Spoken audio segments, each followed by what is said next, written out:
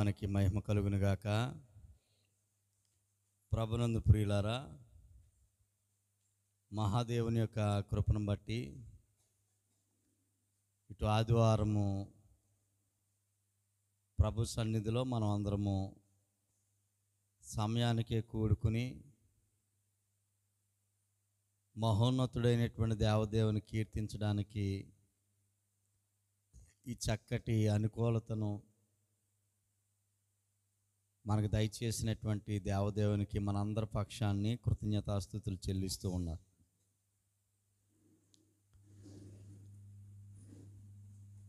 ఉదయకాలము కొంచెం వాతావరణం చల్లగా వర్షంగా ఉన్నా మన పనులన్నీ ముగించుకొని చక్కగా మనం దేవుని సన్నిధానానికి మనం రాగలిగాము. ఆధ్యాత్మికమైనటువంటి చక్కటి పాటల ద్వారా తండ్రి అయిన దేవదేవుని స్తుతించి మహిమపరచగలిగాము. సహోదరులు చక్కటి పాటలు నడిపిస్తూ దేవుణ్ణి కీర్తించటము ఇటు ఆరాధనలో దేవుని బిడ్డలకి ప్రధానమైనటువంటి విషయము. అంత మాత్రమే కాకుండా ఆరాధనలో తర్వాత భాగంగా వాక్యములో మనం బలపరచబడ్డానికి ప్రతి వారము మంచి సందేశాలు మనం నేర్చుకుంటూ ఉన్నాం. ప్రకటింపబడుతున్నటువంటి ఈ సందేశాలు ఏదో కాలక్షేపాలుగా మీరు తీసుకుంటే దానివల్ల ఏ విధమైనటువంటి ప్రయోజనం ఉండదు. కానీ వింటున్నట్టుగా నటిస్తూ దాని యొక్క సారాంశాన్ని ఒకవేళ మనం అనుభవించకపోయినట్లయితే దానివల్ల మన ఆత్మీయ స్థితి ఎంతమాత్రమో అభివృద్ధి చెందదు. కానీ విత్తబడుతున్నటువంటి ప్రతి వాక్యము నా కొరకు నా మేలులు ఆత్మీయ మేలులు పొందుకోవటం కొరకు అనేటువంటి మంచి భావనతో ఒక మంచి సిద్ధపాటు కలిగి మనం ఉండగలిగితే ఇటు సందేశాలు మనకెంతో ప్రయోజనకరంగా దేవునికరంగా ఉంటూ ఉన్నాయి. గత వారం మంచి చక్కటి వాక్యాన్ని మనం నేర్చుకోవటం జరిగింది. ఈరోజు మరొక అంశాన్ని మనం నేర్చుకోవడానికి సిద్ధపాటు కలిగి ఉందాం. ఈరోజు మనం నేర్చుకోబోతున్నటువంటి అంశము ప్రభు గ్యారేజ్ అనేటువంటి పాఠాన్ని మనం నేర్చుకోబోతా ఉన్నాం. ఏంటి పాఠం పేరేంటి? ప్రభు గ్యారేజ్. గ్యారేజ్ అని అనగానే కొంచెం దాని అర్థం కాక క్యారేజ్ అనుకున్నారనుక. క్యారేజ్ అంటే మనకు అవగాహన ఉంటుంది. మన అందరి ఇళ్ళల్లోనూ క్యారేజీలు ఉంటాయి. క్యారేజ్ వేరు, గ్యారేజ్ వేరు. ఈ పాఠాన్ని ఈ టైటిల్ పెట్టడానికి గల ఉద్దేశం ఏమనంటే, ప్రతి పాఠము ద్వారా ఒక మంచి సందేశాన్ని, ఆధ్యాత్మికమైనటువంటి బలాన్ని, ఆలోచింపజేసే విషయాలను ప్రతి ఆదివారము ప్రతి చోట ఇటు అవకాశం ఉన్న ప్రతి సందర్భంలోనూ మనం నేర్చుకుని బలపడపడాలనేటువంటి ఒక మంచి ఆలోచన. ముందుగానే ఇటు అంశాలు చెప్పడానికి గల కారణం ఏమనంటే, అంశం పట్ల మీ దృష్టి మనల్ని అందరినీ కొంచెం ఆలోచింపజేసి గ్రంథాలు తెరిచి ప్రకటింపబడుతున్న ఆ కొద్ది సమయమైన మనసు, హృదయము, ఏకాగ్రత వాక్యం పట్ల ఉంచుతారు అనేటువంటి ఆలోచన. జనరల్గా ఆరాధన అనగానే కొంతమంది సమయానికి వచ్చేవాళ్ళు ఉంటారు, కొంతమంది లేటుగా ఆయా పనులు చేసుకుని వచ్చేవాళ్ళు ఉంటారు. కొంతమంది వచ్చిన దృష్టి ఎక్కడో పెట్టేవాళ్ళు ఉంటారు. ఇలాగ రకరకాల మనుషులు మనకు దేవుని మందిరంలో కనబడతారు. కనుక కొంచెం మనం శ్రద్ధాహృదయం కలిగి దేవుని సన్నిధిలో ఇటు పాఠాంశాలను, ఆధ్యాత్మికమైనటువంటి పురుగలుపును, ఆత్మ సంబంధమైనటువంటి బలాన్ని పొందుకోవడానికి మనం సిద్ధపడి ఉండాలి అనేటువంటి విషయాన్ని జ్ఞాపకం చేస్తూ ఉన్నాను. ప్రభునందు ప్రియులారా, బోధ అనేటువంటిది చాలా చాలా చాలా ప్రాముఖ్యమైనటువంటిది. యేసు ప్రభు వారు ఈ లోకానికి వచ్చి అద్భుతమైనటువంటి సందేశాలను ఆయన ప్రకటన చేశారు. ఒకానొక సందర్భంలోనైతే ప్రభువారు అందరికీ కనబడేటట్లుగా ఎత్తైనటువంటి స్థలంలో ఆయన కూర్చొని వాక్యాన్ని ఆరంభిస్తున్నప్పుడు 10 కాదు 100 కాదు, వేల మంది సంఖ్యలో ప్రభు పాదాల యొద్ద అనేక మంది జన సమూహము ఆ మైదానంలో పంక్తులు తీరు కూర్చుని దేవుని మాటలు వింటున్నటువంటి సందర్భాలు మనం చూస్తా ఉన్నాం. ప్రభువారు బోధించినటువంటి బోధల్లో ఎక్కువ ఉపమాన రీతిని ఉపయోగించినటువంటి సందర్భం. అంటే ఉదాహరణలు, పాఠానికి సంబంధించినటువంటి కథలు. కథ అంటే ఏదో పెట్టకథలు అనుకున్నారనుక, అవి కాదు. ఆ పాఠానికి సంబంధించినటువంటి ఉపమాన రీతిగా ప్రభువారు బోధించినటువంటి సందర్భాలు. ఎందుకు ఉపమాన రీతిగా ప్రభువారు బోధించారు అని అంటే, వింటున్నటువంటి బిడ్డలు ఏ తెలియని సంగతులు, పరలోక సంబంధమైన సంగతులన్నీ భూ ప్రజలకు తెలియవు గనక ఆ తెలియని సంగతులను తెలుసున్న వాటితో, వారికి బాగా పరిచయం ఉన్నటువంటి వాటితో సరిచూసి బోధిస్తే, పోల్చి చెప్తే త్వరగా కనెక్ట్ అవుతారు, బేగా అర్థం అవుతుంది అనేటువంటి ఆలోచనతో ప్రభువారి ఉపమానాలు బోధించినటువంటి సందర్భాలు లేకపోలేదు.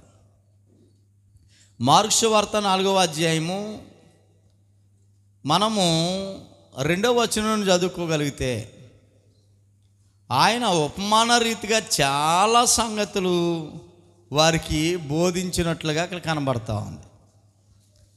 అలాగే మత్తయి సువార్త 13వ అధ్యాయంలో, అలానే మార్కు, లూకా, యోహాను ఈ 4 సువార్త గ్రంథాలలో ఈ ప్రస్తావన మనకు కనబడుతుంది. ఉపమాన రీతిగా ప్రభు బోధించినటువంటి సందర్భాలు మనకు కనబడతా ఉంటాయి. చాలా ఉపమానాలు ప్రభువారు బోధించినటువంటి విధానం.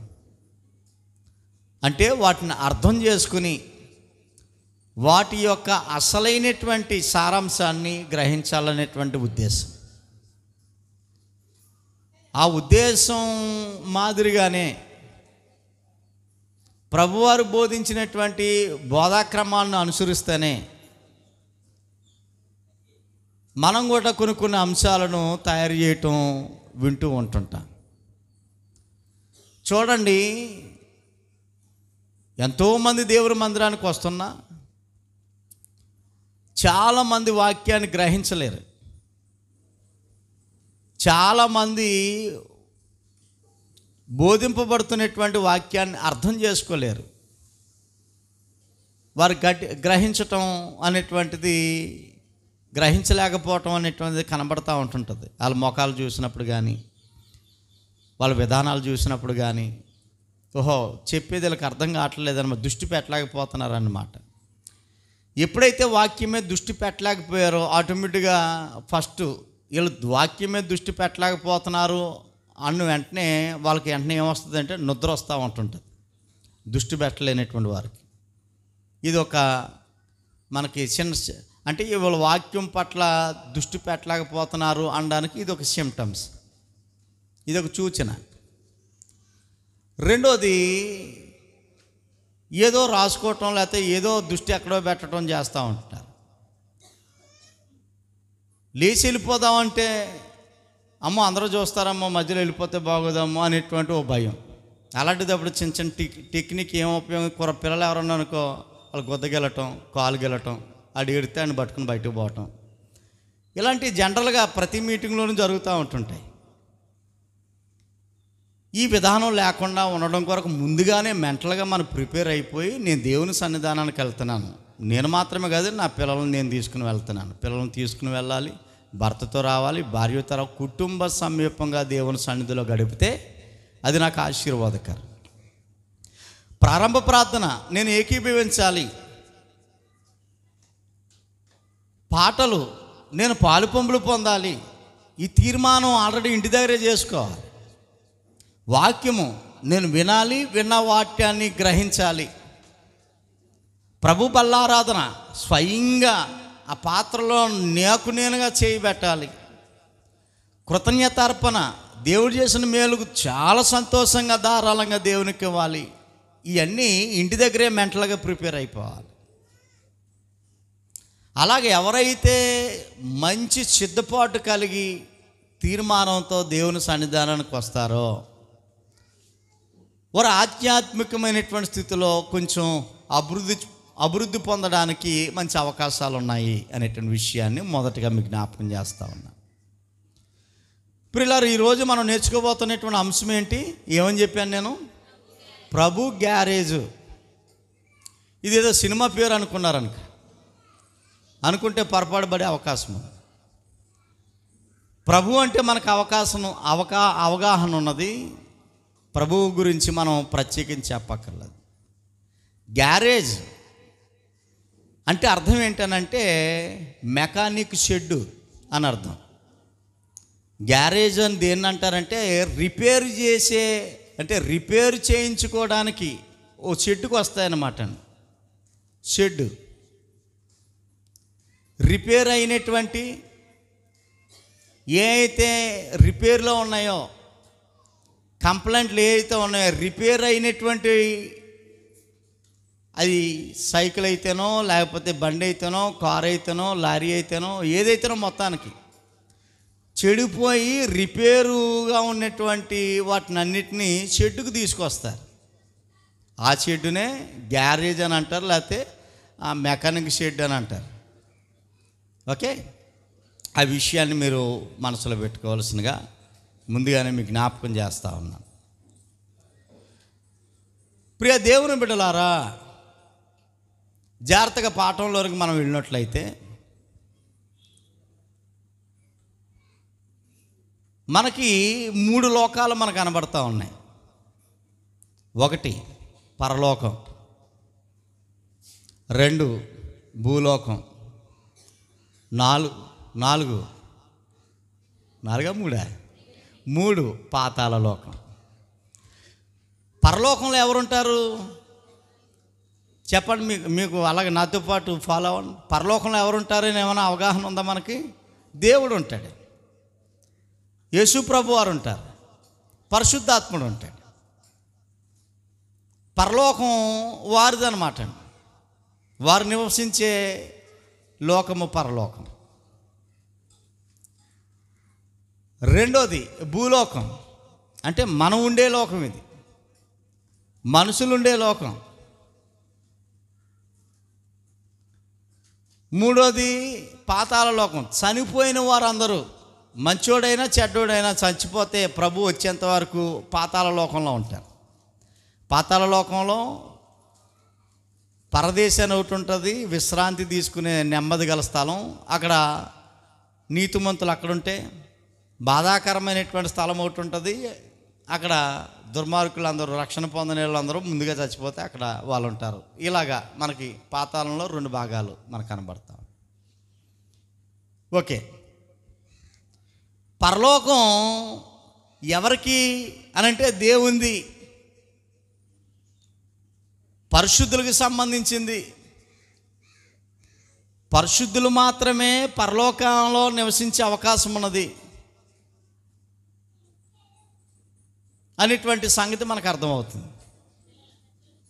దేవుడు పరిశుద్ధుడు గనక అటు దేవుడు, పరిశుద్ధాత్ముడు, యేసు ప్రభులు వారు పరలోకంలో పరిశుద్ధులుగా నిత్యము వారు ఉండేవారుగా మనకి అర్థమవుతాం. ఇక భూలోకానికి వస్తే ఇది మనుషులుండే లోకం. ఈ లోకాన్ని దేవుడు ప్రత్యేకించి ఏర్పాటు చేశాడు. ఎందుకు ఏర్పాటు చేశాడనంటే,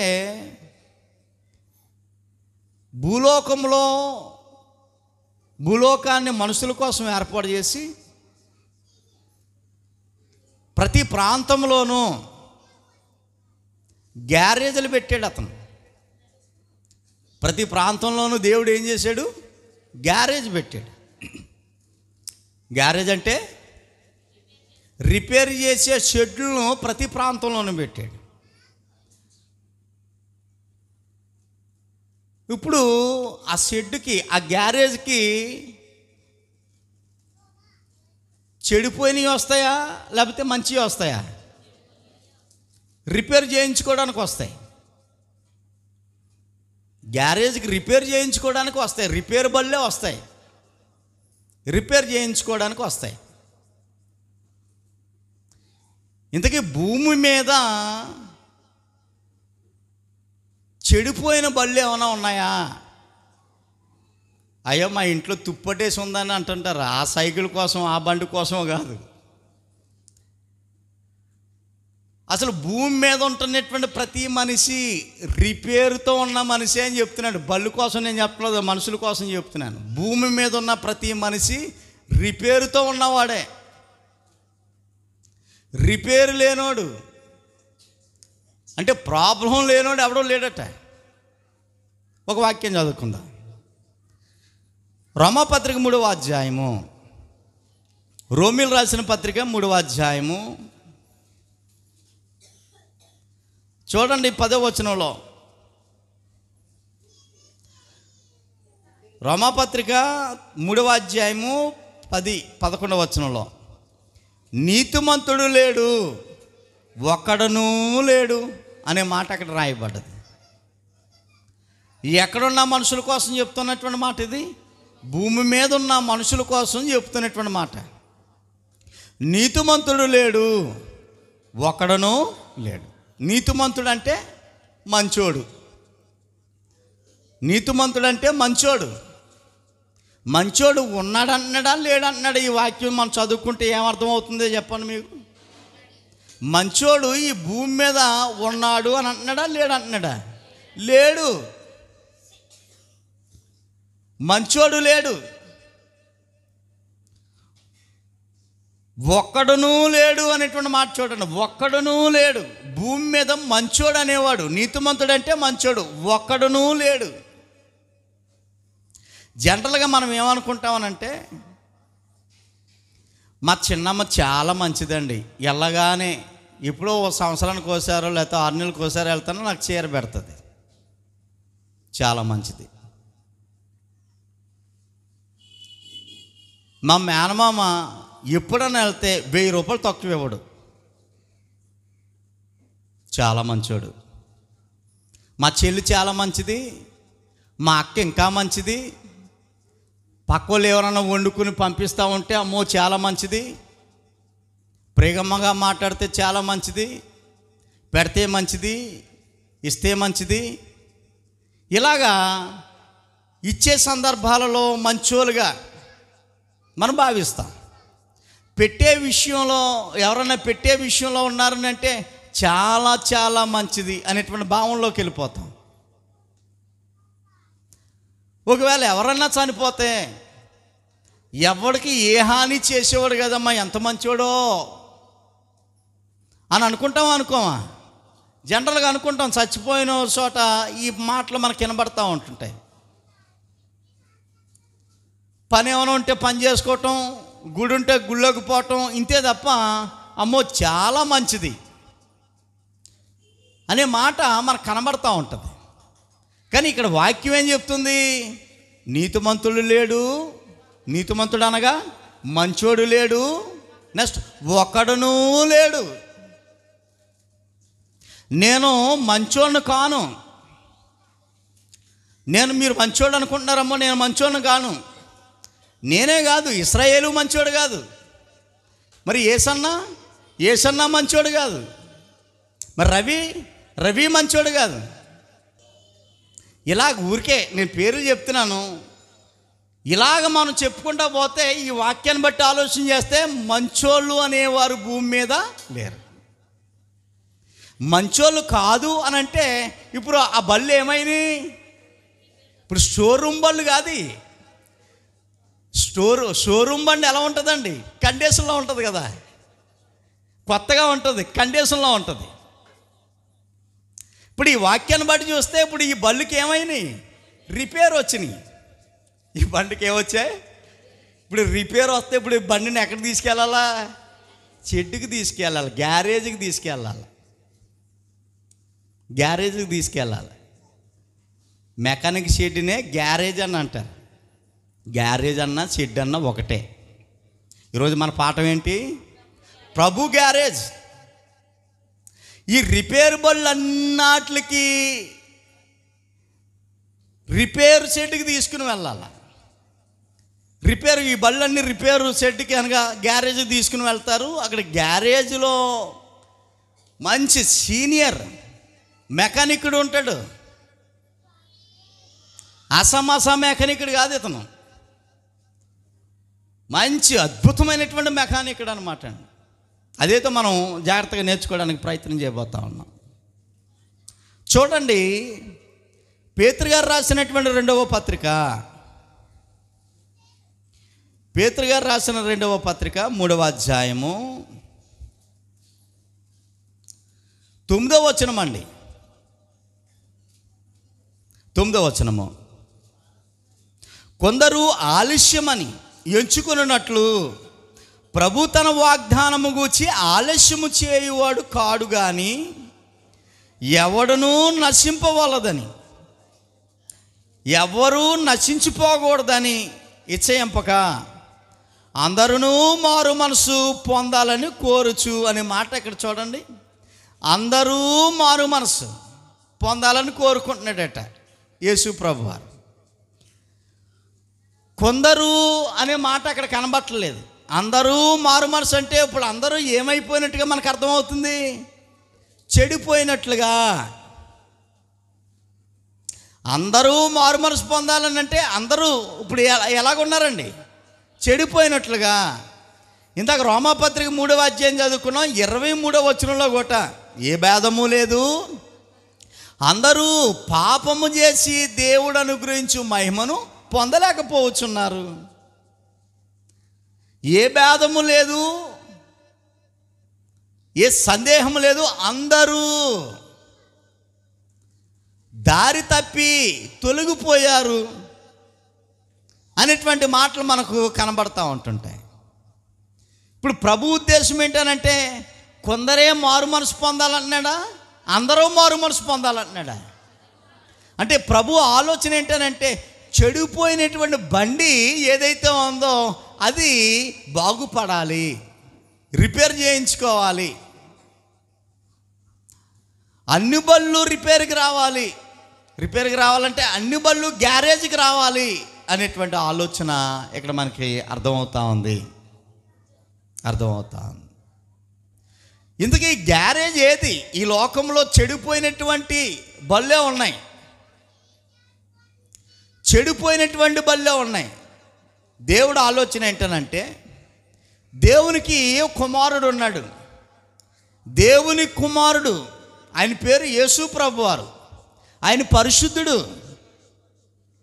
పాపము లేనివాడు, అంటే రిపేర్ అంటే ఏంటో ఎరగనివాడు. అలాంటి ప్రభువు దేవుడున్న లోకము పరలోకానికి ఆయన వెళ్ళాడు. యేసు ప్రభు వారు ఒక్కరు మాత్రమే దేవునికి కుమారుడు కాదు. ఈ భూమి మీద అనేక మంది కుమారులు కుమార్తెలు ఉన్నారు. కానీ కుమారులు కుమార్తెలు అనబడినటువంటి ఈ మనుషులు ఎలాగున్నారు అని ఆలోచన చేస్తే రిపేర్కి వచ్చినటువంటి బళ్ళుగా ఉన్నారు,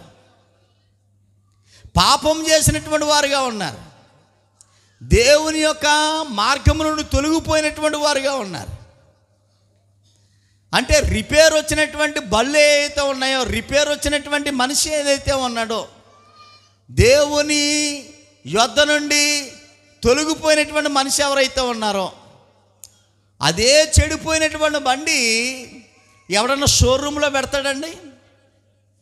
బండి చెడిపోయిందండి, పాడైపోయిన బండిని స్టోర్ రూమ్లో పెడతాడా? స్టోర్ రూమ్లో ఏముంటాయి? కొత్త బళ్ళు ఉంటాయి. షోరూమ్ అంటే పరలోకం అని అనుకుందాం కాసేపు మీకు అర్థం అవ్వడానికి. షోరూమ్కి వెళ్ళాలి అని అంటే ప్రియ దేవుని బిడ్డలారా, భూమి మీద ఉన్నటువంటి ఈ బళ్ళు రిపేర్ చేయబడాలా. రిపేర్ చేయబడితేనే బాగుపడే అవకాశం ఉన్నది. అందుకే దేవుడు ఏం చేశాడనంటే, అనంత జ్ఞాని అయిన దేవుడు చెడిపోయిన బండితో అలాగే చచ్చిపోకుండా రిపేర్ చేయబడే ఒక అద్భుతమైనటువంటి ఏర్పాటును దేవుడు చేశాడు. ప్రపంచం అంతటా ప్రతి చోట ఒక్కొక్క గ్యారేజ్ని పెట్టాడు ఆయన. ఆ గ్యారేజ్ పేరే సంఘము. ఆ గ్యారేజ్ పేరేంటి? సంఘం. చెడిపోయినటువంటి బళ్ళన్నీ ఎక్కడున్నాయి? లోకంలో ఉన్నాయి. లోకంలో ఉన్నటువంటి వ్యక్తి సంఘములోనికి వస్తే సంఘములో ఏం చేయబడతాడు? ఆ వ్యక్తి రిపేర్ చేయబడతాడు అన్నమాట. రిపేర్ చేయబడతాడు, బాగుపడే అవకాశం ఉన్నది. సంఘములో, సంఘ సహవాసములో ఒక వ్యక్తి ఉంటే, సంఘ సహవాసములో ఒక కుటుంబం ఉంటే, పిల్లల దగ్గర నుండి పెద్దవారి వరకు సంఘ సహవాసములో ఉంటే ఆ వ్యక్తికి అందించవలసినటువంటి మెకానిజం అందుతూ ఉంటుంటుంది. దేవుని మాటల చేత ఆ వ్యక్తి రిపేర్ చేయబడే అవకాశము సమృద్ధిగా ఉన్నది సంఘములో. ఇటు అవకాశము సంఘం బయట లేదు, మళ్ళీని రిపేర్ చేసే అవకాశం సంఘం బయట లేదు, కానీ రిపేర్ చేయబడే అవకాశము సంఘములోనే ఉన్నది అన్న విషయాన్ని మనం జ్ఞాపకం చేసుకోవాలి. ప్రియ దేవుని బిడ్డలారా, ఇంతకీ ఈ రిపేర్ చేసేవాళ్ళు ఎవరు? మీకున్న అవగాహన మేరకు చెప్పండి. సంఘంలోనికి వచ్చినటువంటి రిపేర్ బళ్ళు అన్నిటిని రిపేర్ చేసేది ఎవరు?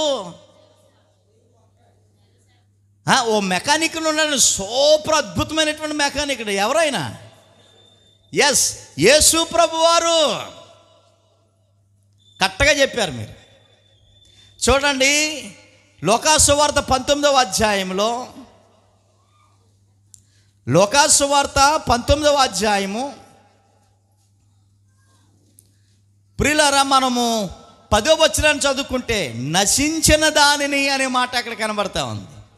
నశించిన దానిని వెదికి రక్షించుటకు మనిషి కుమారుడు అనగా యేసు ప్రభు వారు వచ్చినని అతనితో చెప్పాను. యేసు ప్రభు వారు వచ్చారట. ఎక్కడ నుండి? పరలోకము నుండి. ఎందుకొరకు వచ్చాడండి ఆయన? బాగు చేయడానికి. ఎవరిని బాగు చేయడానికి? ఇక్కడ సరుకు అంతా రిపేర్ సరుకే, ఒక్క మంచి సరుకు లేదు.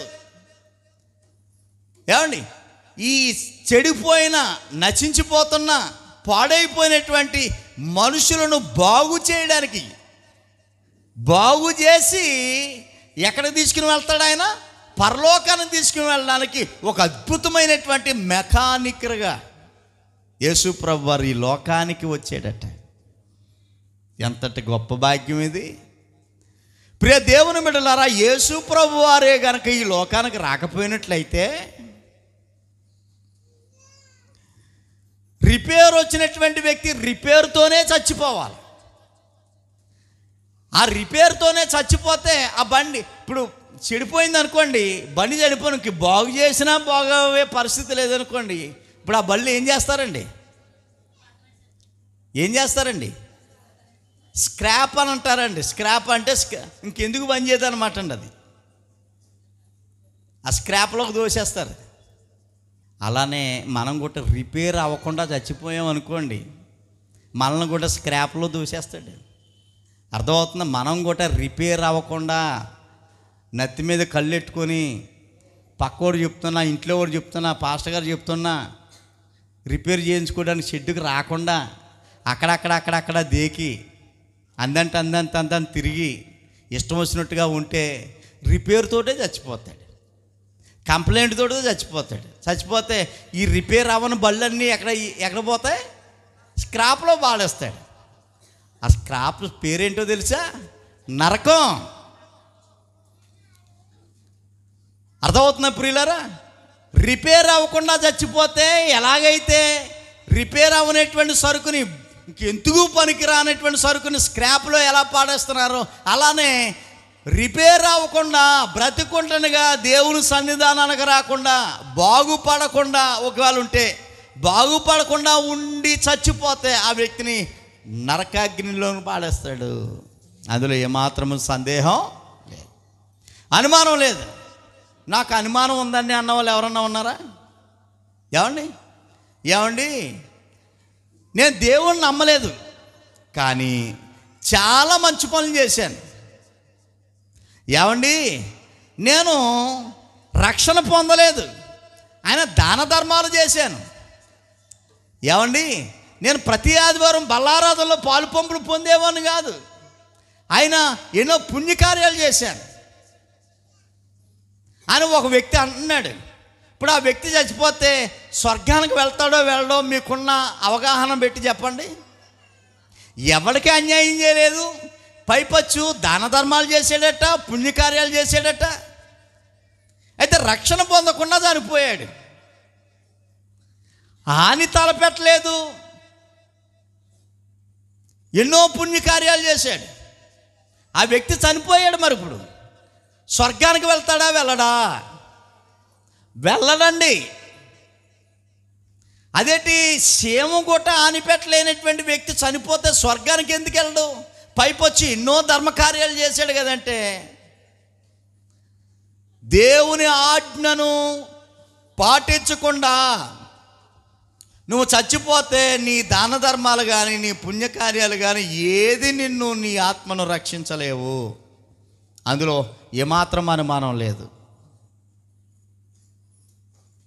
ఎక్కడో చోట ఒక ఆయన అలాగే చనిపోయాడు.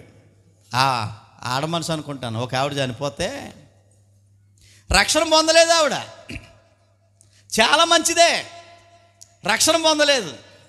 రక్షణ పొందకపోతే బైబిల్లో ఉన్నటువంటి ఆజ్ఞ, ప్రభువారు నోరారా గట్టిగా ఆజ్ఞాపించినటువంటి ఆజ్ఞ, నమ్మి బాప్టిజం పొందినవాడు రక్షణ పొందును, నమ్మని వారికి శిక్ష విధింపబడినని రారాజు ఆజ్ఞాపించినటువంటి ఆజ్ఞది. ఆ ఆజ్ఞ ప్రకారం చూస్తే ఆవిడ రక్షణ పొందలేదు కాబట్టి మంచి ఆవిడే. వ్యక్తిపరంగా రక్షణ పొందలేదు కాబట్టి ఖచ్చితంగా ఆవిడ ఎక్కడికి వెళ్ళిపోతుంది? నరకానికి వెళ్ళిపోతుంది. ఇంక దాన్ని మార్చలేం. పాస్టర్ గారు పెట్టి చేయించలేదు.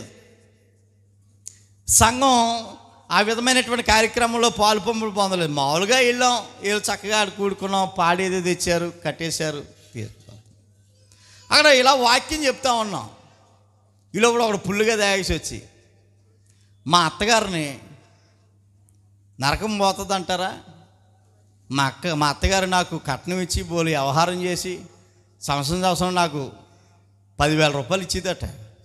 అంత మంచి ఆవిడని చెప్పేసి అంటున్నాడు అతను. చెప్పండి పాస్టర్ గారు, చెప్పండి, గట్టిగా చెప్పండి. మా అత్తగారు పరలోకంలో వెళ్తుంది, పరలోకంలో ఉందని చెప్పండి అని అంటున్నాడు. అక్కడ తాగేసి వచ్చాడు. అంటే ఈ చిన్నపాటి పాయింట్ అతనికి అర్థం కాలేదనేట్టు. ఇప్పుడు ఇంతకీ అతను మందిరానికి వెళ్తాడా వెళ్ళడా అంటే వెళ్ళడు. కాబట్టి ఈ చిన్న విషయం కూడా అతనికి తెలలేదు. మందిరానికి వెళ్ళేవాడైతే ఆ విషయాన్ని ఎందుకు అడుగుతాడు? నమ్మి బాప్టిజం పొందినవాడు రక్షణ పొందుతాడు, నమ్మని వారికి శిక్ష విధింపబడుతుంది అనేటువంటి వాక్యం యొక్క పరమార్థం ఆయనకు అర్థం కాలేదు. కాబట్టి ఈ విధమైనటువంటి ఆ సంవత్సరం ఇచ్చే 10,000 రూపాయలు చూసుకుని మంచిది అనుకుంటున్నాడు. అది కాదు. ప్రియ దేవుని బిడ్డలారా, విషయాన్ని ఆలోచన చేద్దాం. ప్రతి మనిషి ఈ భూమి మీద చెడిపోయిన వాడిగానే, రిపేరుకు వచ్చినటువంటి బండిగానే ఉన్నాడు. అందులో ఏమాత్రం అనుమానం లేదు. రిపేర్ చేయబడినటువంటి వ్యక్తిగానే ఉన్నాడు. అందుకే దేవుడు ప్రతి చోట ఒక గ్యారేజ్ని పెట్టాడు. అన్ని చోట్ల దేవుడు ఎలా అయితే గ్యారేజ్ని పెట్టాడో జన్నల గరువులో కూడా దేవుడు ఒక గ్యారేజ్ని పెట్టాడు.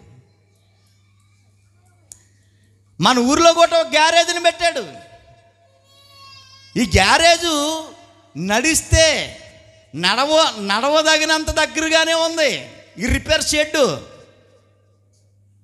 వింటే వినదగినంత విధానంలోనే ఉంది ఈ రిపేర్ షెడ్డు. ఇందుకు ఈ రిపేరు ఈ షెడ్లో మెకానిక్ ఎవరని అంటే మనిషి అయితే కాదు, చిన్న అయ్యారు కాదు, పెద్ద అయ్యారు కాదు. ఆవిడ కాదు, ఈవిడ కాదు, అద్భుతమైన మెకానికరు. ఆయన ఎవరితోటి చెప్పించుకోడు. ఇంతకీ ఆయన రిపేర్ లేనాడు. రిపేర్ వచ్చిన బళ్ళన్నిటిని రిపేర్ చేస్తాడు. ఎవరో తెలుసా ఆయన? మన ప్రభువు. మన ప్రభు. ఈ షెడ్కి అధిపతిగా ఆయన ఉన్నాడు. ఈ గ్యారేజ్కి, ఈ ప్రభు గ్యారేజ్కి ఆయనే అధిపతి. ఈ ప్రభు గ్యారేజ్కి ఆయనే అధికారి. అలాంటి అధికారి ఉన్న మెకానిక్ దగ్గరికి రిపేర్ బళ్ళన్నీ రావాలా? అర్థమవుతుందా? ఏమో నేను ప్రతి ఆదివారం ఈ షెడ్కి నేను ఎందుకు వస్తున్నానో తెలుసా? నా ప్రభు దగ్గరికి నేను వెళ్తే నాకు తెలియకుండా ఏదైనా, ఏ నొట్టు లూజ్ అయినా, ఏ ప్రాబ్లం వచ్చినా నా ప్రభు నన్ను ఏం చేస్తాడు? సెట్ చేసేస్తాడు అనమాట. కండిషన్లో పెడతాడు. ఎప్పటికెప్పుడు కండిషన్లో పెడతాడు.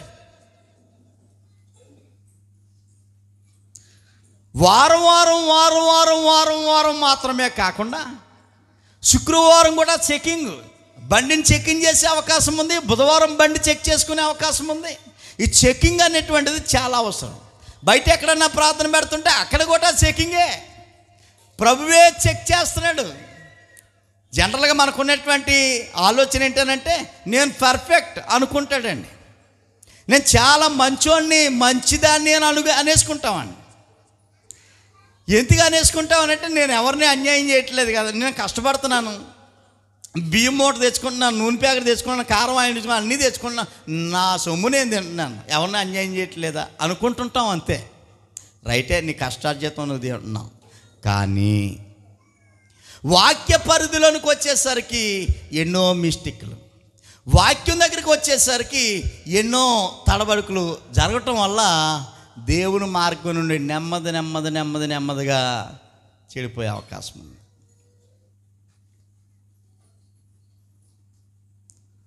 ప్రియ దేవుని బిడ్డలారా, అందుకే ఆదివారము మనం దేవుని మందిరానికి వచ్చేది ఎందుకో తెలుసా? దేవుని మందిరం అని అనగా ఈ గ్యారేజ్కి వచ్చేది ఎందుకో తెలుసా? రిపేరు చేయబడాలా. ఒకవేళ ఎక్కడైనా ఏదైనా ప్రాబ్లం ఉంటే ప్రభు చేత మనం ఏం చేయబడాలా? రిపేర్ చేయబడాలి. చెకింగ్ అనేటువంటిది చాలా అవసరం. అందుకే దేవుడు ఒక అద్భుతమైనటువంటి గ్యారేజ్ దేవుడు ఇక్కడ పెట్టాడు మనకి. ఈ గ్యారేజ్లోకి ప్రతి మనిషి ప్రతి ఆదివారము రావాలి. ఈ ప్రభు గ్యారేజ్లోనికి వచ్చి మన ఆధ్యాత్మికమైనటువంటి స్థితిని ప్రభు చేత చెక్ చేయించుకొని, ప్రభు చేత, ప్రభువారు బోధిస్తున్నటువంటి వాక్యము చేత మనం రిపేర్ చేయబడాలి. ఇందాక ఎవరో చెప్పారు వాక్యము చేత అని. నిజమే, వాక్యము చేత రిపేర్ చేయబడాలి. పైకి కనబడి ఈ శరీరానికి ఏదైనా నొప్పి అయితే తలనొప్పి మాత్రం ఈ మందు ఆ మందు రాస్తాం. కానీ కంటికి కనబడినటువంటి ఆత్మను రిపేర్ చేసే శక్తి ఒక్క ప్రభుకు మాత్రమే ఉంది. ప్రభు ఒక్కడే రిపేర్ చేసేవాడు. ఆ ఆత్మకు జబ్బు వస్తే, ఆత్మ చెడిపోతే దానికి తయారు చేసే మందు కూడా ఒకటే. రకరకాల మందులు ఉన్నాయి ఈ భౌతిక శరీరాన్ని బాగు చేయడానికి. కానీ ఆత్మను బాగు చేసే మందు ఒకటే ఉంది, రిపేర్ చేసేవాడు కూడా ఒకటే ఉన్నాడు. ఆయనే ప్రభు అయినటువంటి యేసుక్రీస్తు. ఆ మందు కూడా ఒకటే. ఆ మందు పేరే చెప్పాలి మీరు, వాక్యం. వాక్యం. ఈరోజు ఏ పాఠం నేర్చుకుంటున్నాం మనం? ప్రభు గ్యారేజ్. ఇప్పుడు మన గ్యారేజ్కి వచ్చామా? రిపేర్ షెడ్కి వచ్చామా? రిపేర్ షెడ్కి వచ్చామంటే ఇప్పుడు ఈ బళ్ళన్నీ రిపేర్ బళ్ళేనా? ఈ ఇంక్లీట్ నాతో సహా రిపేర్ బండే, నాది రిపేర్ బండే. వాక్యాన్ని బట్టి చూస్తే ఒక్కడునూ లేడు అంటే అందరూ రిపేర్ చేయబడినటువంటి వారే. ప్రభు పాద సన్నిధికి వచ్చి ఆయన పాదాలు పట్టుకుని, నాయన నీ దర్శనం నాకు కావాలి, నీ కటాక్షము నాకు కావాలి. తెలుసో తెలియకో ఒకవేళ వాక్యాన్ని మీరి మనుషుల మీద పగ పెంచుకొని నీ సన్నిధానానికి నేను దూరం అయిపోతుంటే నన్ను బాగు చేయి నాయన, నన్ను బాగు చేయి. అనేటువంటి మంచి మనసుతో ఆయన పాదాల మీద పడిపోతే తోసేస్తాడండి, ఆ బండిని తోసేస్తాడు ఆయన, గ్యారేజ్లో పెట్టుకుని రిపేర్ చేస్తాడా? త్రోసేసేవాడు కాదండి ఆయన. ఎంతమంది వచ్చినా ఆయన చెట్లో ఇంకా చోటు ఉంటుంది. 10 మంది వచ్చారనుకోండి, 10 మందిగా సరిపోతుంది ఈ షెడ్డు, ఈ గ్యారేజ్ 10 మందిగా సరిపోతుంది. 11వ వాడికి చోటు ఉంటుంది ఆయన షెడ్లో. ఇప్పుడు 100 మంది వచ్చారనుకోండి, 101 వాడికి చోటు ఉంటుంది ఆయన గ్యారేజ్లో. 1,00,000 మంది వచ్చారనుకోండి, 1,01,000కి చోటు ఉంటుంది. ఉండుకోలేది చోటు ఇంకొకరికి ఉంటానే ఉంటుంది. ఇంకా అయిపోయిందిరా, ఆ గ్యారేజ్ ఫుల్ అయిపోయింది, ఆ మెకానిక్ షెడ్లో చోటు లేదు అనడానికి లేదు. ప్రభు గ్యారేజ్లో ఎంతమంది వచ్చినా ఆయన వద్దనడు, రావద్దనడు, రిపేర్ చేస్తానే ఉంటాడు, బాగు చేస్తూనే ఉంటాడు.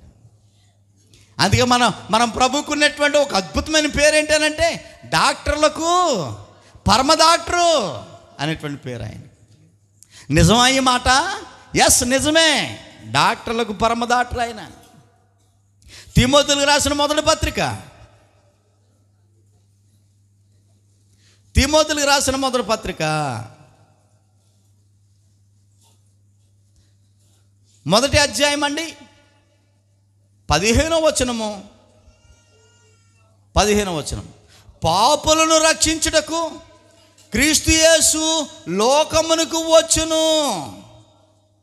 ఈ వాక్యము నమ్మదగినది అనేటువంటి విషయాన్ని జ్ఞాపకం చేశాను. ఎవరిని రక్షించడానికి వచ్చాడంటే యేసుక్రీస్తు ప్రభువు వారు పాపులను రక్షించుటకు. పాపముతో పరలోకానికి వెళ్ళడేలా ఒక మనిషి వెళ్ళలేడు. ఇది అసంభవం, జరిగే పని కాదు. పరలోకానికి వెళ్ళాలంటే ఆ వ్యక్తి భూమి మీద దేవుడు ఏర్పాటు చేసినటువంటి ఈ షెడ్లోనే, ఈ గ్యారేజ్లోనే ప్రభువు చేత మాత్రమే మనము బాగుపడాలి, ఆ పాపాన్ని తీసివేసేసుకోవాలి అనేటువంటి విషయాన్ని జ్ఞాపకం చేస్తామండి. చూడండి ప్రియులారా, ఎఫెసీయులకు రాసిన పత్రిక 1వ అధ్యాయము.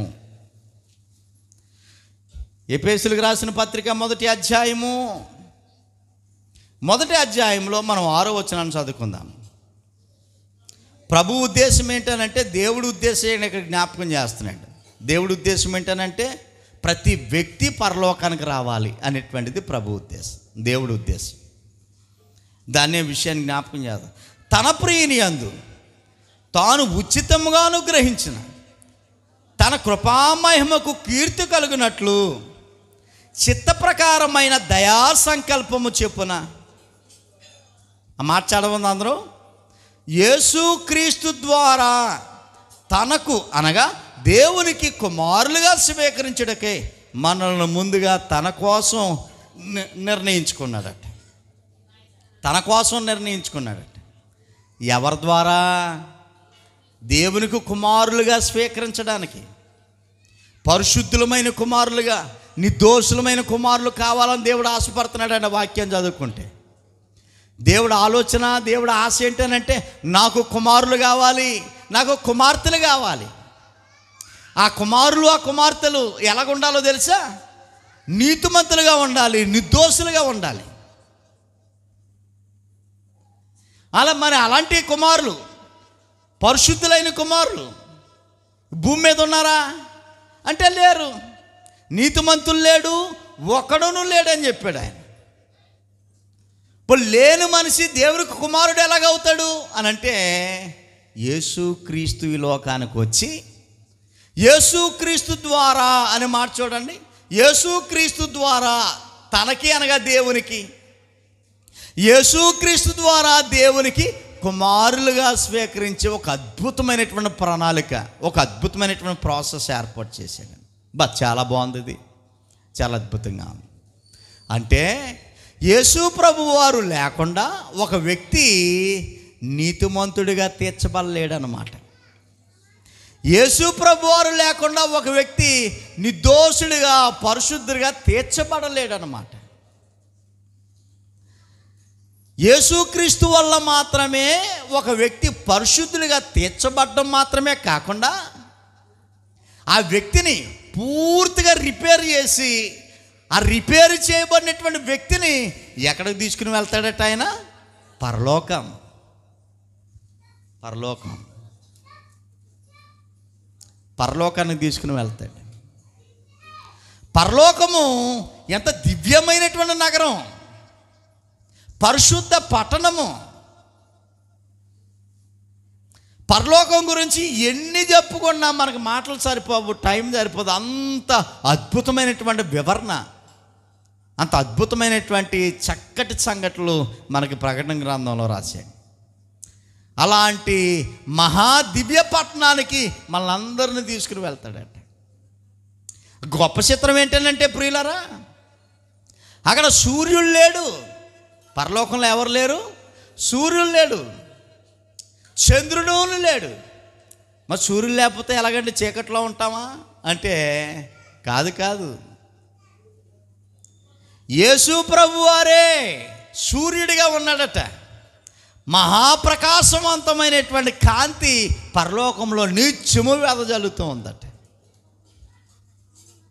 చీకటి లేదు, వ్యాధి లేదు, మరణం లేదు, దుఃఖం లేదు, కన్నీరు లేవు, నీరసం లేదు, అనారోగ్యం లేదు, ఆకలి లేదు, దాహం లేదు. అలాంటి దివ్య పట్టణానికి మనందరినీ తీసుకుని వెళ్తాడట. ఎవరో తెలుసా ఆయన? యేసు ప్రభువారు. యేసు ప్రభువారు ఎలా పెడితే అలాగున్న వాళ్ళని కాదు, ఇక్కడ రిపేర్ చేయబడాలా. రిపేరు చేయబడాలి అని అంటే ఇప్పుడు ఖచ్చితంగా ఆ బండి ఎక్కడికి రావాలా? రిపేర్ ఉన్న బండి ఎక్కడికి రావాలా? గ్యారేజ్కి రావాలా. గ్యారేజ్కి రాకుండా నేను చెడు దగ్గర పడుకున్నాను రిపేర్ చేశాను ఆయన, నేను దిమ్మే పడుకున్నాను రిపేర్ చేశాను ఆయన అంటే చేస్తాడండి? ఆయనకి పని ఏంటి? ఆయన పని లేదండి. నువ్వు వస్తేనే అర్థమవుతుందా ప్రియులారా? ఈ విషయాన్ని మనం జ్ఞాపకం చేసుకోవాల్సిన అవసరం ఉన్నది.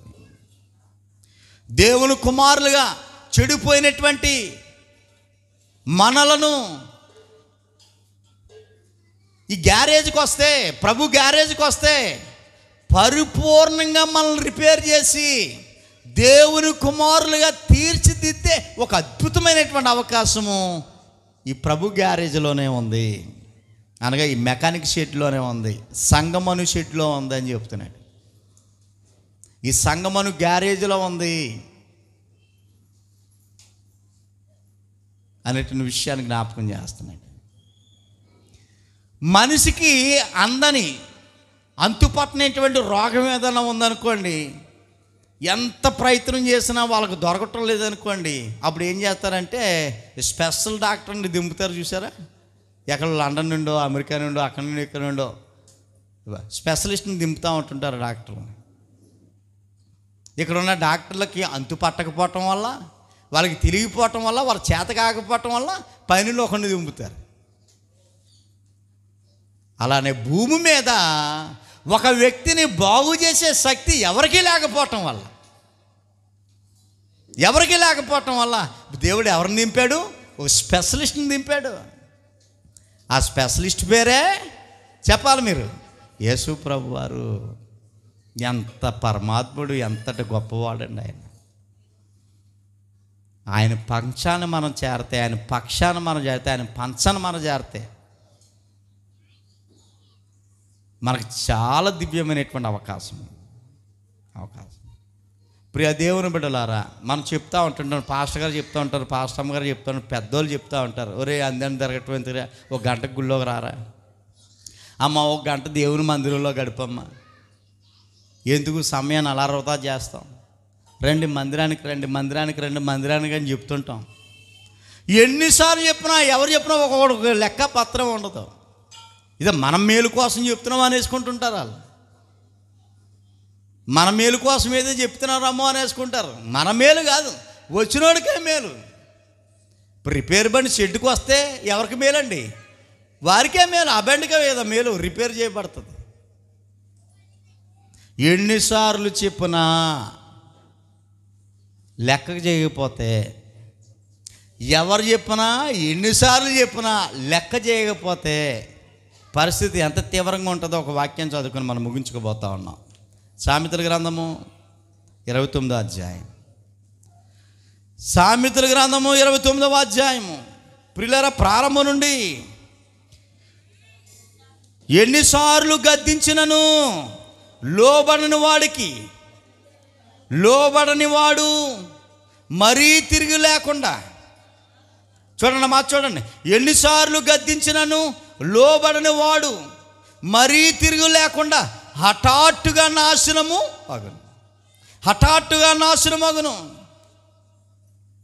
నీతిమంతులు ప్రబలినప్పుడు ప్రజలు సంతోషించెదరు అని కింద కొన్ని విషయాలు జ్ఞాపకం చేస్తున్నాను.